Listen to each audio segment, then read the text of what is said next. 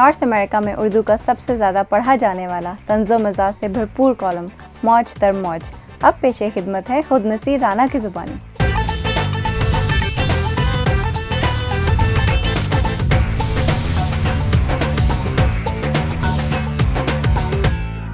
گزشتہ دنوں ایک ایسے شخص سے ملاقات ہوئی جن کو نہ سگریٹ کی عادت تھی نہ پان کی علت، مگر چائے سے اس قدر محبت کہ تو ہی میری پہلی چاہت تو ہی آخری ہے۔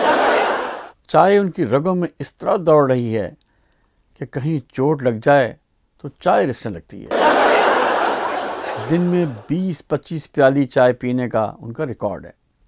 رات کے آخری پہر جا کر کہیں سوتے ہیں اور جب تک نہیں سوتے اس وقت تک دن ہی تصور کرتے ہیں۔ چائے کی مہک سے اتنا سرور ملتا ہے کہ روئی کا ٹکڑا چائے میں ڈبو کر کان میں لگائے پھرتے ہیں۔ ان کا کہنا ہے کہ چائے کی خوشبو سے زیادہ معطر اور کوئی عطر نہیں۔ چائے اس طرح سے مزے لے کر پیتے ہیں جیسے ڈریکولا کسی حسینہ کی سراہی دار گردن میں اپنے نوک دار دانت گاڑ کر لہو پی رہا ہو۔ سنا ہے وصیت میں بھی انہوں نے یہی لکھا ہے کہ مرنے کے بعد انہیں چائے کے پانی سے غسل دیا جائے، قبر میں چائے کا چھڑکاؤ کیا جائے اور چائے کا ایک ڈبہ سرہانے اور ایک ڈبہ پیروں میں رکھ دیا جائے، اور اگر ہو سکے تو قبر پر چائے کا پودا لگا دیا جائے تاکہ چائے کے سائے تلے قبر مسحور رہے۔ ان کو کھانے پر بلایا جائے تو بلانے والے کے خلوص پر شک کرنے لگتے ہیں، چائے پر خوشی چلے جاتے ہیں۔ چائے کی دعوت کو ہی دعوت مانتے ہیں ورنہ عداوت گردانتے ہیں۔ سگریٹ اور پان سے پرہیز کی ایک وجہ تو یہ ہے کہ چائے سے فرصت ہو تو کوئی دوسرا کام کریں، اور دوسری وجہ ان کی اپنی تحقیق ہے۔ ان کا کہنا ہے کہ سگریٹ بڑے بڑے مفکروں اور تخلیق کاروں کی ایجاد ہے۔ وہ جب سوچنے کے عمل میں ہوتے تھے تو سگریٹ کے کش لگایا کرتے تھے اور سگریٹ کے دھوئیں کے مرغولوں میں بکھر کر اپنے خیالات کو یکجا کیا کرتے تھے، اور دوسری طرف پان بڑے بڑے نوابوں اور رئیسوں کی تواضع کے لیے ایجاد ہوا تھا۔ یہ انسانی فطرت ہے کہ مالک موجود نہ ہو نوکر مالک کی پرفارمنس کر کے اپنے اندر کے مالک کو تسکین پہنچاتا ہے، مالک کے کپڑے پہن کر اس کی طرح اٹھتا بیٹھتا اور حکم سناتا ہے، اور خود ہی نوکر بن کر حکم بجا لاتا ہے۔ جب اسے موقع ملتا ہے وہ یہ ڈبل رول ادا کر کے اپنے خواب عارضی طور پر پورا کرتا رہتا ہے۔ موصوف کا کہنا ہے کہ انہی نوکروں نے سوچا کہ شاید سگریٹ پی کر وہ بھی مفکرین کی طرح سوچنے لگیں اور پان کھا کر نوابین کی طرح جھومنے لگیں۔ پہلے پہل انہوں نے بچے ہوئے پان اور سگریٹ کے ٹوٹوں پر طبیعت بہلائی، ذرا سرور آیا تو باقاعدہ یہ کام چوری چھپے کرنے لگے۔ پھر کسی سرپھرے نے دونوں کام ایک ساتھ کر کے ایک ٹکٹ میں 2 مزے لینے شروع کر دیے، یعنی کلے میں پان اور چوکھے میں سگریٹ۔ اور پھر آہستہ آہستہ مفکروں اور نوابوں کا شوق گلیوں اور سڑکوں میں آ گیا۔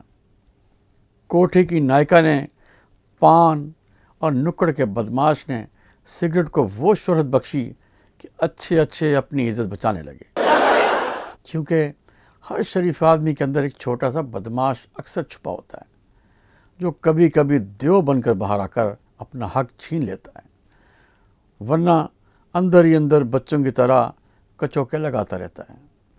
اسی اندر کی تسکین کے لیے پان اور سگریٹ نے ایک فیشن کی شکل اختیار کر لی اور یہ عادت علت بن کر گھروں میں گھس گئی، اور اب بے شمار لوگ انجانے میں پان کی جان کھاتے رہتے ہیں اور سگریٹ کا دھواں اڑاتے رہتے ہیں۔ پان کھانے والا اپنے ہاتھوں خود کو چونا لگاتا ہے اور سگریٹ پینے والا اپنی ہی آنتیں جلاتا ہے اور اپنی کمائی کو اپنے ہاتھوں سے پھونکتا ہے، مگر اسے احساس نہیں ہوتا۔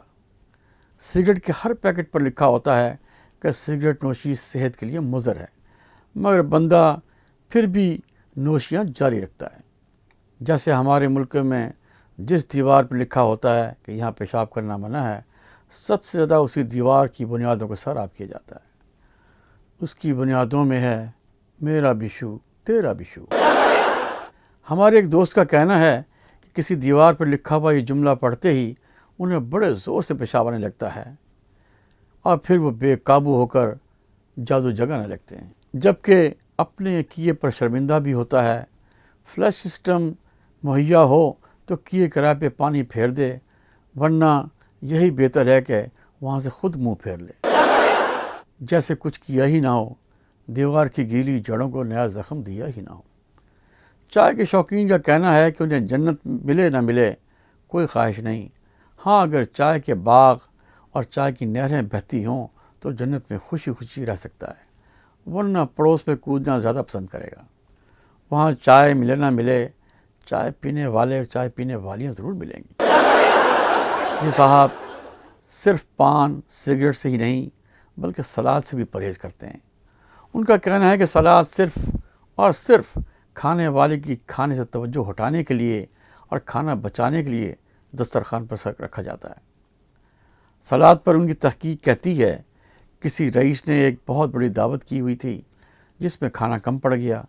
رئیس بہت غصے والے تھے، انہوں نے کھانا پکانے والے کو حکم دیا کہ کچھ بھی کرو، اگر کھانا کم پڑ گیا تو اس کی خیر نہیں۔ اس کھانا پکانے والے نے فوری طور پر نیا آئیڈیا لڑایا اور سبزیوں کو کاٹ کر دسترخوان پر سجا دیا، جسے مہمانوں نے بڑے شوق سے کھایا اور باورچی اور میزبان کی خوب تعریف کی۔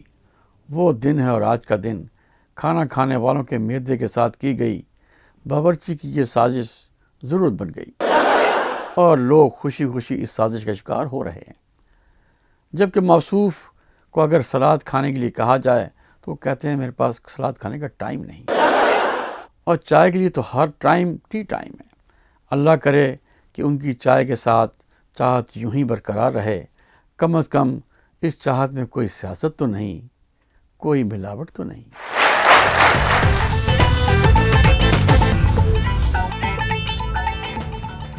ناظرین، ہمیں امید ہے آپ کو آج کا رضا.com ویکنڈ اسپیشل پسند آیا ہوگا۔ اگر آپ اس پروگرام میں شرکت کرنا چاہتے ہیں یا اپنی رائے دینا چاہتے ہیں تو اسکرین پر دیے گئے فون نمبر یا ای میل پر رابطہ کیجیے۔